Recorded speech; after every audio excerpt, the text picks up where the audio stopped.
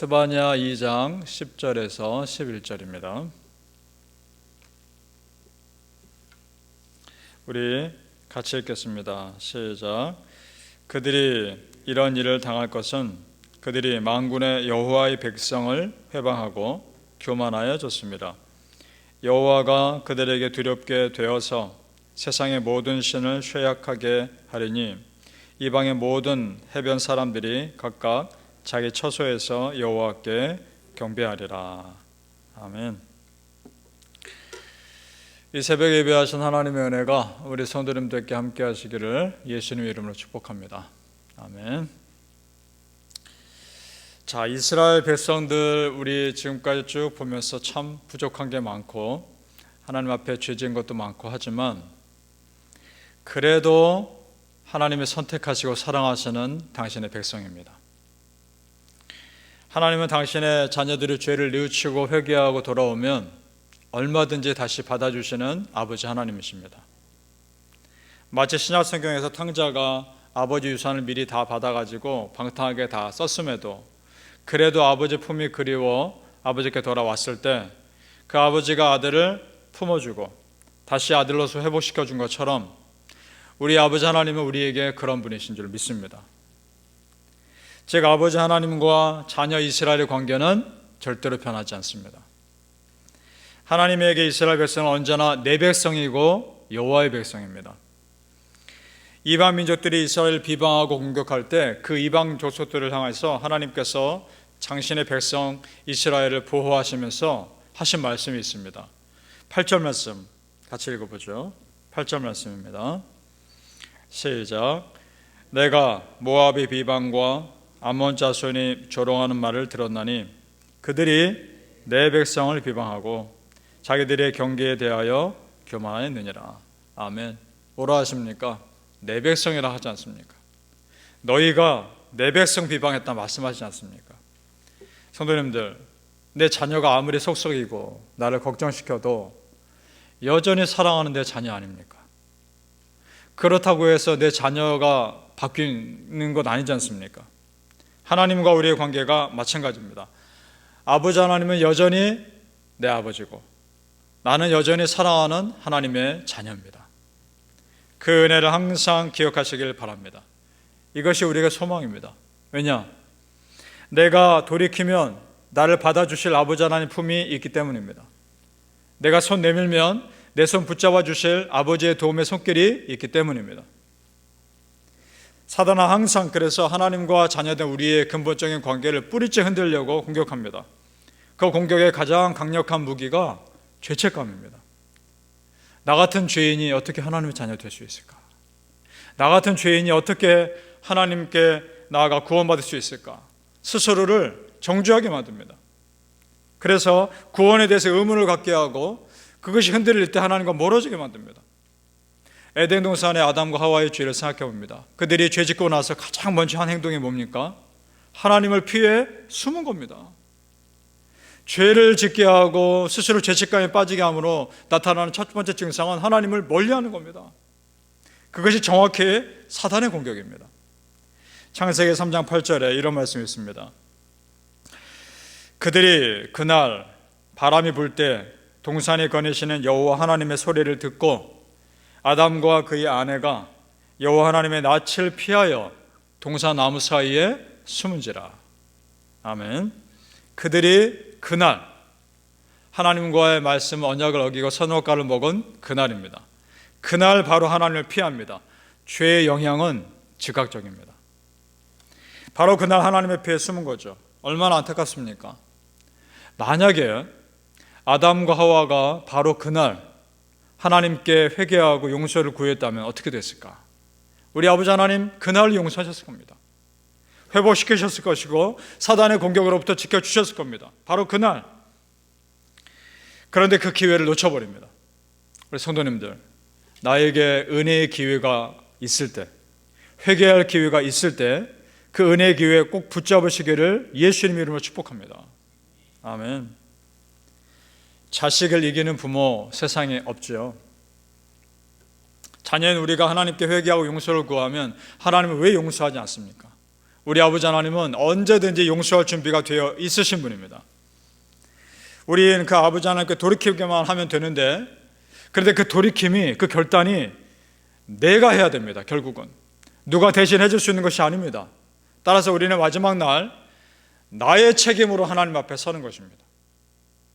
그런데 하나님은 당신의 결단으로 하나님 믿고자 결단한 그 백성들은 반드시 지키십니다. 로마서 8장 35절 이하에 이런 말씀이 있습니다. 누가 우리를 그리스도의 사랑에서 끊으리요? 사망이나 생명이나 다른 어떤 피조물이라도 우리를 그리스도 예수 안에 있는 하나님의 사랑에서 끊을 수 없으리라. 아멘. 그 끊어지지 않는 사랑의 대표적인 관계가 엄마와 아기입니다. 엄마와 아기의 관계를 생각해 보죠. 아기에게 엄마는 절대적으로 필요합니다. 그러면 엄마에게 아기는 어떻습니까? 말할 것도 없지 않습니까?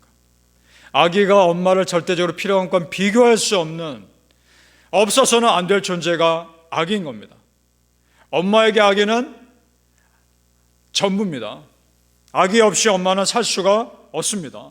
마찬가지입니다, 성도님들. 우리는 하나님 없이 살 수 없습니다. 하나님에게 우리는 없어서는 안 될 귀한 자녀들이란 말입니다. 하나님과 우리의 아버지와 자녀의 관계는 끊을 수 없단 말입니다. 그 믿음으로 견디는 겁니다. 그 믿음으로 살아가시길 축복합니다. 바라기는 성도님들, 내가 죄를 지으면 그 죄가 하나님과 나 사이를 가로막지만 그래도 또 회개하면 언제 그랬냐는 듯이 하나님과 나의 관계는 다시 회복되는 겁니다. 바라기는 성도님들, 다른 누구의 하나님이기 전에 내 아버지 하나님이심을 믿으시고 오늘 그 내 아버지 하나님께 간절히 부르짖는 은혜가 있기를 예수님 이름으로 축복합니다. 아멘. 하나님께서 자녀인 우리에게 정말 원하시는 것은 겸손히 하나님 찾는 겁니다. 하나님 찾는 겁니다. 그러면 나머지 원수가 없는 것 알아서 하실 거란 말입니다. 우리 3절 말씀 같이 읽어보겠습니다. 3절 시작. 여호와의 규례를 지키는 세상의 모든 겸손한 자들아, 너희는 여호와를 찾으며 공의와 겸손을 구하라. 너희가 혹시 여호와의 분노의 날에 숨김을 얻으리라. 아멘. 지금 이 말씀에서 겸손한 자들아 여호와를 찾으라 라고 하는데 반대도 가능한 말입니다. 하나님은 겸손한 자들을 찾으시기도 하는 겁니다. 그런 자들을 지켜주신다는 겁니다. 이스라엘 백성들이 겸손해져서 하나님 찾을 때 하나님께서 그들을 어떻게 지켜주셨는지 보죠. 자, 그들 그동안 괴롭혔던 이방 민족들에게 하나님께서 하시는 말씀이 11절 말씀입니다. 우리 다시 한번 같이 읽습니다. 11절 시작. 여호와가 그들에게 두렵게 되어서 세상의 모든 신을 쇠약하게 하리니 이방의 모든 해변 사람들이 각각 자기 처소에서 여호와께 경배하리라. 아멘. 그 이방 모든 신들 다 멸하실 것이고 그들로 하여금 하나님 경배하게 할 것이다 라고 말씀하고 있습니다. 그런데 그 자세히 이 구절들을 쭉 자세히 볼 필요가 있는데 여러분 제가 말씀하는 성경을 한번 쭉 찾아보시기 바랍니다. 5절을 보십시오. 5절에 어떤 이방 민족이 나옵니까? 다 읽지는 않겠습니다. 5절에 보면 블레셋이 나오죠. 블레셋이 나옵니다. 그럼 8절에 또 어떤 이방 민족이 나옵니까? 8절에 모압과 암몬이 나옵니다. 쭉 밑에 내려와서 12절에는 어떤 이방인 민족이 나옵니까? 구스 사람들 나옵니다. 구스는 애굽입니다. 13절에는 또 어떤 이방이 나옵니까? 아수르가 나옵니다. 그렇죠? 자, 그럼 보십시오. 여러분, 이들의 공통점이 있습니다. 블레셋과 모압과 암몬, 그리고 애굽, 그리고 아수르 공통점이 있습니다. 어떤 공통점이냐? 이스라엘 민족을 지독히도 핍박하고 공격했던 그런 민족들입니다. 똑같이 그랬습니다. 그런 민족 사이에 하나님께서 이스라엘 백성들을 표현하고 있는 구절이 있습니다. 그 5절과 8절, 12절과 13절 사이에 9절과 10절에 하나님께서 뭐라고 말씀하십니까? 이스라엘 백성들을 향해서 내 백성 여호와의 백성이라 말합니다. 여러분, 이 성경의 배치가 그냥 한 것이 아닙니다. 의도적인 배치란 말입니다. 사방에 악한 사람들이 다 둘러싸고 있어도 내가 너를 지켜줄 것이다. 내가 내 아들, 내 백성, 내 자녀들은 내가 지켜줄 것이다. 이 말 아닙니까? 믿으십니까? 성도님들, 내 삶의 가장 든든하고 확실한 피난처는 아버지 하나님이십니다. 사방의 원수가 진을 친다 할지라도 내가 하나님 정말 함께 하심을 믿으면 두려워할 거 없습니다. 구약 성경에 엘리사 선지자가 나오는데, 엘리사 선지자를 잡으려고 이방 민족이 그 엘리사 선지자가 있는 도단성을 다 이렇게 둘러쌌죠. 그런데 그 많은 군인이 둘러쌌는데도 전혀 두려워하지 않습니다. 왜냐? 엘리사는 영적인 눈을 떠서 더 큰 것을 보고 있거든요. 더 많은 하나님의 군대가 그 이방 군대를 둘러싸고 있는 것을 보고 있는 겁니다. 성도님들, 믿으십니까?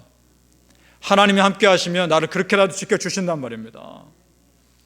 그래서 시편 3편 6절에 이런 말씀이 있습니다.